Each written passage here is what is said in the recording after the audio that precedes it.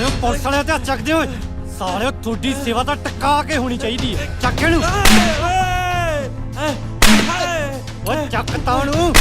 ਲੱਤਾਂ ਖਿੱਚ ਕੇ ਰੱਖੇ ਦੀਆਂ ਓਏ ਲਿਆਓ ਦੂਜੇ ਨੂੰ ਪਾਓ ਲੰਮਾ ਚੱਲ ਛੇਤੀ ਕਰ ਛੇਤੀ ਮੇਰਾ ਬਾਬਲਾ ਉਹ ਬਾਈਦਾ ਹੁਣ ਕਿ ਦੁਬਾਰਾ ਲਵਾਉਣਾ ਨੰਬਰ ਬੈਠਾ ਤਾਂ ਜੇ ਬੈਠਣ ਜੋਗਾ ਐ ਹੋਵਾ ਐ ਰੱਖ ਇਹਨੂੰ ਖਿੱਚ ਕੇ ਮਾੜਾ ਜਾ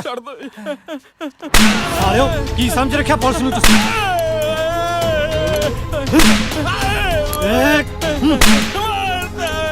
ਲਿਆਓ ਦੂਜੇ ਨੂੰ ਪਾਓ ਦੂਜੇ ਨੂੰ ਲੈ ਕੇ ਆਓ